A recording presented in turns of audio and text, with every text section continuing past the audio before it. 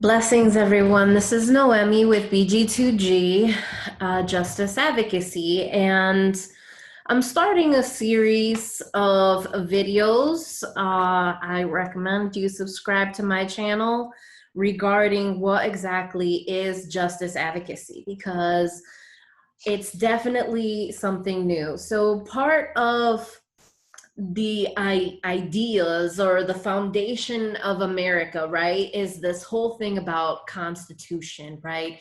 The Constitution of America, the land of the free, government was founded by the people for the people, right? And somehow throughout like the passage of time, the knowledge of how to uh, subject government to the authority of the people has been lost, right?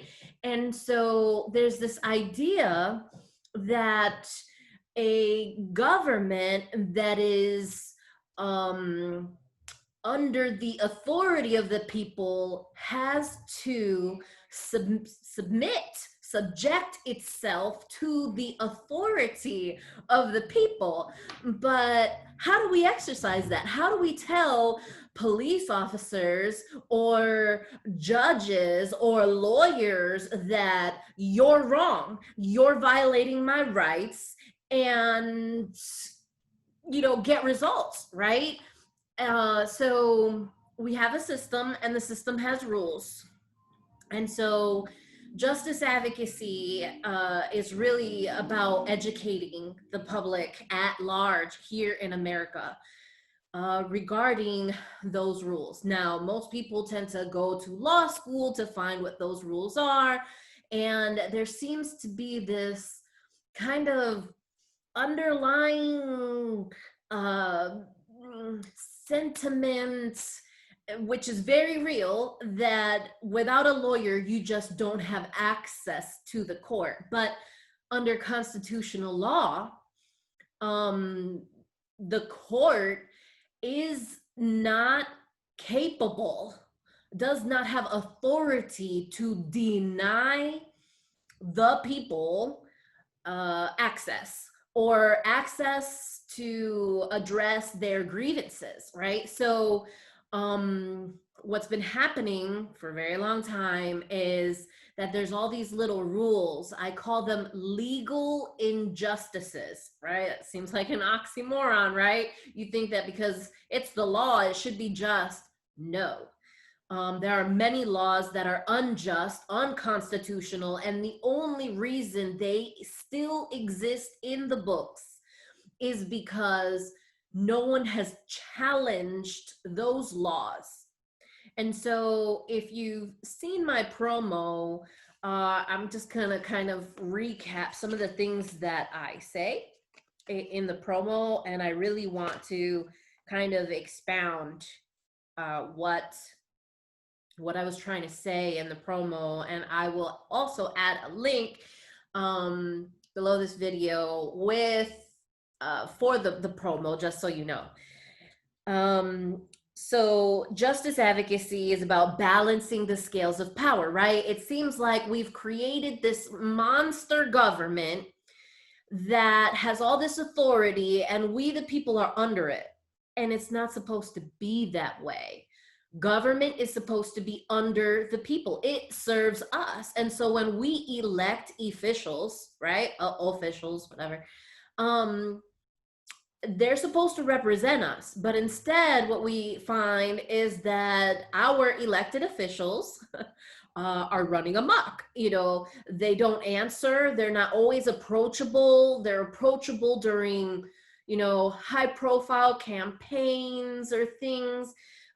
We, the people, as civilians, we're intimidated by their position, right? Some of us feel actually, inferior, like, oh, I don't know how to approach them, like there's some type of celebrities, right?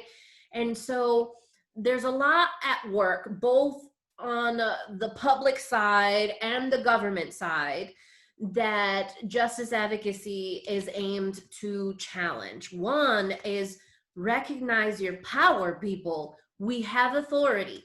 The problem is we have not used it. We don't use our authority. We're afraid to use it.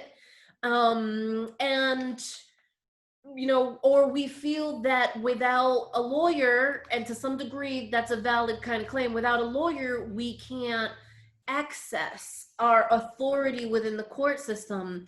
And so justice advocacy is designed to challenge the system and how it's working, because it has barred the poor, those mostly aggrieved who cannot afford the expensive prices of a lawyer.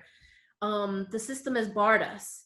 It says, oh, you need to, by this deadline, this deadline, this deadline, and the slightest error, oh, your case is dismissed. And it's so discouraging and it's so defeating. And it's like, man, you can't win, and part of the goal of justice advocacy is essentially to make case law that acknowledges that these processes, the court process, the paper process, due process, is a challenge and it's intimidating, and it can be overwhelming if you don't have a lawyer.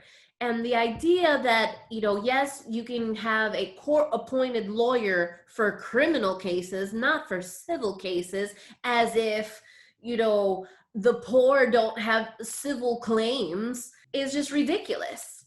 So, and then you have these nonprofit, pro bono type lawyers that serve the public, but they're inundated. And so what is left? Throw in a white flag, I found myself, part of my testimony, I found myself where, I'm the exception to every rule. I was too poor to afford a lawyer, too rich to afford, pro bono services, and so then what? There's no remedy for me. It's just not right.